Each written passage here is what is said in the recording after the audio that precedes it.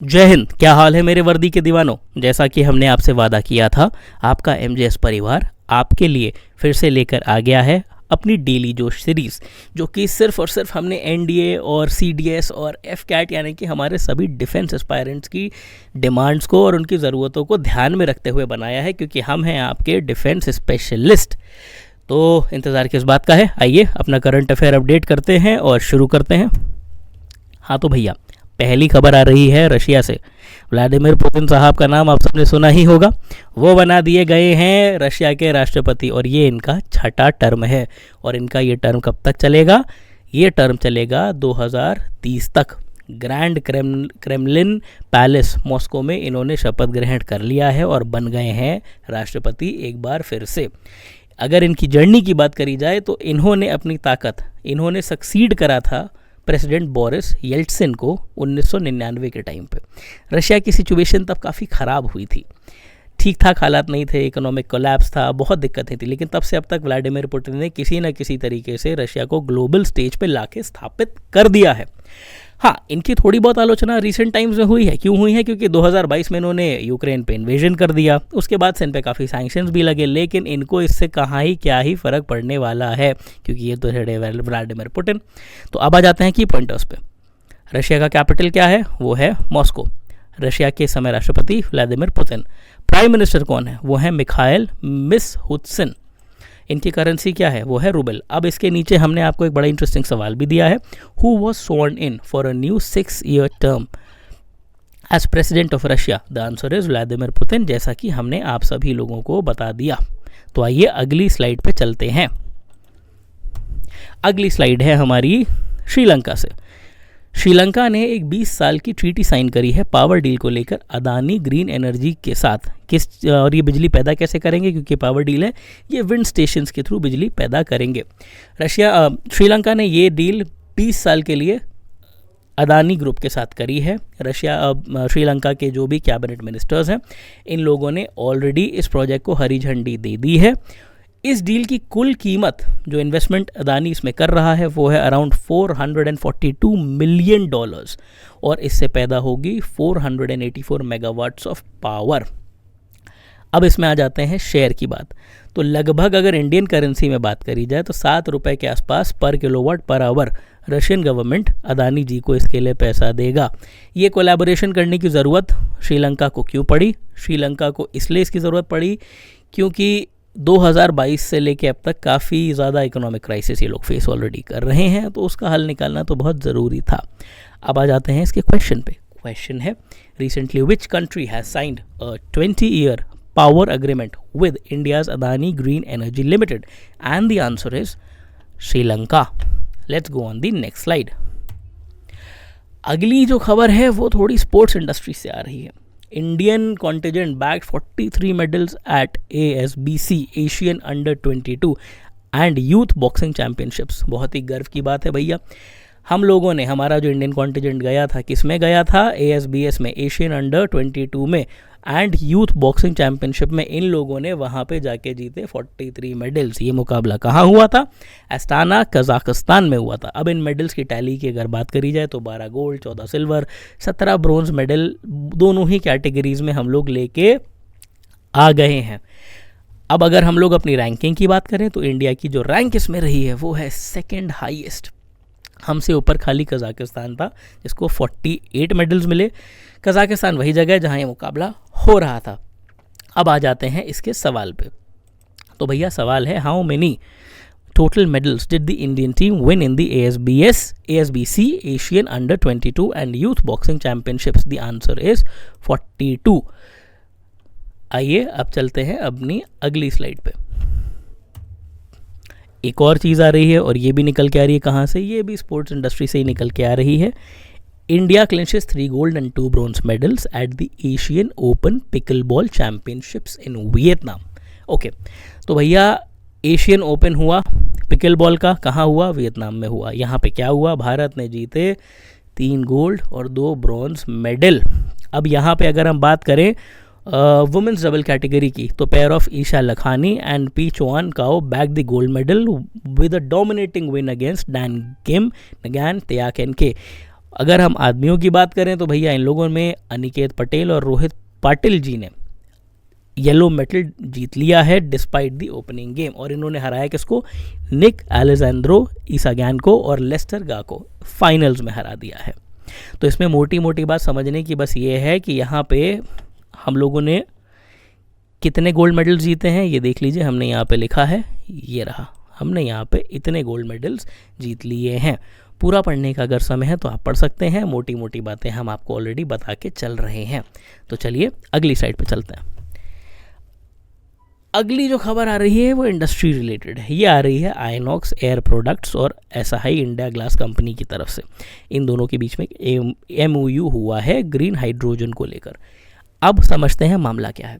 INOX air products manufacturer है industrial और medical gases का। इन्होंने एक MOU करा है, मेमोरेंडम ऑफ अंडरस्टैंडिंग, एक तरीके का agreement Asahi India glass limited AIS के साथ। ये आपने कई बार देखा भी होगा, कई शीशों पे AIS लिखा होता है। ये लगभग 20 साल का अग्रीमेंट है। इसमें ग्रीन हाइड्रोजन को सप्लाई किया जाएगा AIS को, ताकि इनकी जो green float glass facility Chittorgarh Rajasthan Soniyana में है वहाँ पे काम ढंग से किया जा सके। ये जो प्लांट है इसकी कैपेसिटी होगी 190 टन, और ये green hydrogen per annum electrolysis process के थ्रू पैदा करेगा। और इस पूरी की पूरी जो कवायद है, जो प्रोसीजर है, ये जो कमीशनिंग कब से होगी इस चीज़ की, इसकी कमीशनिंग हो जाएगी जुलाई 2024 से। और इसके पहले फेज़ में 95 ton per annum TPA green hydrogen ये सप्लाई किया जाएगा AIS को, क्योंकि ये आपके अग्रीमेंट का एक हिस्सा है।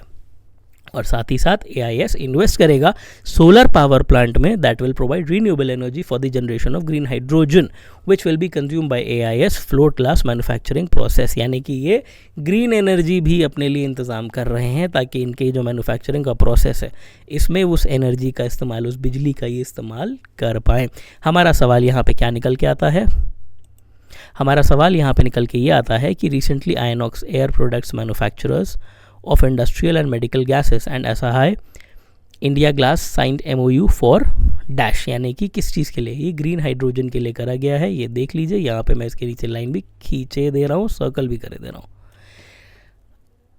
ओके, सो अब चलते हैं हमारी अगली स्लाइड पे। अगली स्लाइड आ रही है कॉमर्स और बिजनेस से रिलेटेड इंडस्ट्री से। ये है SGCCI एंड KCCI, जिनके बीच में एक MOU हुआ है। किस चीज़ को लेके? ट्रेड और इन्वेस्टमेंट को बूस्ट करने के लिए हुआ है। अब ये जो SGCCI और KCCI क्या है, आइए समझते हैं। In a significant move to promote trade and investment the south Gujarat chamber of commerce and industry, ये SGCCI का फुल फॉर्म है, and the Kashmir chamber of commerce and industry, ये KCCI का फुल फॉर्म है। इन दोनों के बीच में एक MOU साइन हुआ है। MOU किस चीज़ के लिए साइन हुआ है? ये एक अंडर मिशन 84 के अंतर्गत किया गया है। वो क्या है वो भी हम आगे समझेंगे। इसका जो प्राइमरी ऑब्जेक्टिव है वो सिंपली ये है कि जो गुजरात के बिजनेसमैन हैं, इंक्लूडिंग सूरत के जो बिजनेसमैन और इंडस्ट्रियलिस्ट हैं, वो कश्मीर के सेक्टर्स में, अलग अलग सेक्टर्स में इन्वेस्ट करना शुरू करें ताकि बिजनेस का एनवायरनमेंट कश्मीर में डेवलप होना शुरू हो जाए। अब इस MOU के जो की पॉइंट है आइए वो भी समझ लेते हैं, ये बहुत इंपॉर्टेंट है। अब टारगेट है additional exports worth 84,000 crore from Gujarat, Surat and India under mission 84। सो ये आपका मिशन 84 है। 84,000 करोड़ रुपए का इन्वेस्टमेंट गुजरात, सूरत, इंडिया से अंडर मिशन 84 किया जाना है। Identification of investment opportunities for industrialist and business in Kashmir, जैसा कि मैंने आपको बताया कश्मीर में व्यापार की क्या सिचुएशन है, कैसे बेहतर की जा सकती है और अपॉर्चुनिटीज़ करी जा सकती हैं, उसको लेके भी ये करार, ये सौदा, ये डील, ये एग्रीमेंट किया गया है। Promotion of business exchanges between SGCCI and KCCI, इन दोनों के बीच में, इन दोनों एजेंसीज़ के बीच में आपस में थोड़ी सी दोस्ती हो जाए, थोड़ा व्यापार का माहौल बेहतर हो जाए ताकि सब लोग पैसा कमाएं और ऐश करें। आखिरी point, SGCCI to assist in solving problem face by Kashmir chamber of commerce, ये बहुत ही इंपॉर्टेंट न्यूज़ है। अब इसका सवाल आ जाता है, under which mission South Gujarat chamber of commerce and industry and Kashmir chamber of commerce and industry KCCI signed an MOU to promote trade and investment. Mission 84, mission 84 याद रखिएगा। मिशन 84 आपसे पूछा जा सकता है क्योंकि ट्रिकी पॉइंट है। मिशन 84 जब भी आपसे पूछा जाए तो आपको सिर्फ दो एजेंसीज़ का नाम याद रखना है, यानी कि कौन कौन सी हो गई? एक हो गई KCCI और एक हो गई SGCCI। ओके, सो अब हम चलते हैं अपने अगले पे।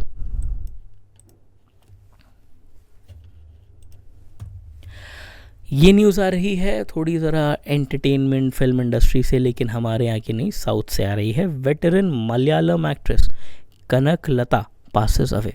ओके, सो ये 63 इयर्स की एज में इनकी डेथ हो गई है। इनका 4 डेकेड से ऊपर का करियर रहा है, लगभग 40 साल लोगों ने इन्होंने इस इंडस्ट्री को अपने दिए हैं। 24 अगस्त 1960 को ये पैदा हुई थी। इन्होंने लगभग 360 के आसपास फिल्में की हैं। अगर इनकी कुछ इम्पोर्टेंट फिल्म्स के नाम दें तो जैसे कि स्टालिन, शिवादासा, प्रियम, ऐसी मूवीज़ में इन्होंने काम करा है। इनकी जो आखिरी परफॉर्मेंस थी वो थी पोक्कलम में। अब ये एक्ट्रेस किस इंडस्ट्री की थी, ये किस रीजनल सिनेमा को रिप्रेजेंट करती हैं, ये मलयालम सिनेमा को रिप्रेजेंट करती हैं, याद रखिएगा।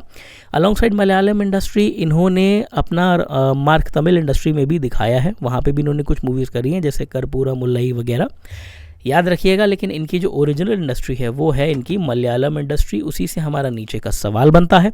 सवाल है, veteran actress Kanakalata who passed away recently was related to which regional cinema? So she was related to Malayalam cinema.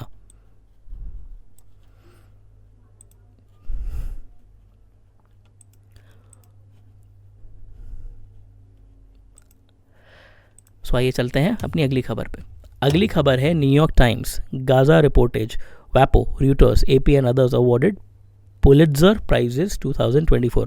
Now what is Pulitzer Prizes? Okay. Columbia university ने होस्ट करा 108वां पुलिट्जर प्राइज सेरेमनी। ये एक तरीके की ceremony है जिसमें America की जर्नलिज्म से रिलेटेड, लिटरेचर से रिलेटेड, ड्रामा और म्यूज़िक से रिलेटेड जो एजेंसीज़ हैं, जो लोग हैं जिन्होंने अच्छे काम किए हैं, उन लोगों को सम्मानित करने का एक प्रयास किया जाता है।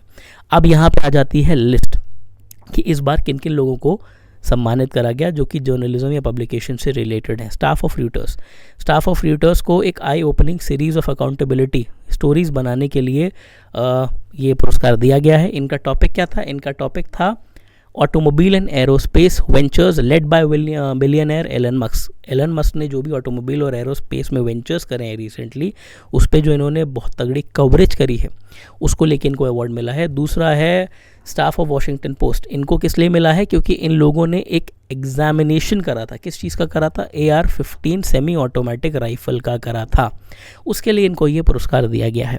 उसके बाद आ जाता है staff of the New York times को ये क्यों मिला है? क्योंकि इन लोगों ने हमास के लीथल अटैक जो सदर्न इसराइल पे अक्टूबर में लास्ट ईयर हुआ था, जिसकी बड़ी चर्चा है, उसके ऊपर भी अपनी कवरेज करी थी। तो अब आ जाते हैं अपने इस बार के सवाल पे। सवाल है हमारा, how many Pulitzer prizes did the New York Times receive for its wide ranging journalism that expose conflict and injustice around the world? So answer is 3। इनको कितने पुरस्कार मिले हैं इस बार भैया? याद रख लीजिएगा, ये देख लीजिए, इनको मिले हैं लगभग 3 पुरस्कार।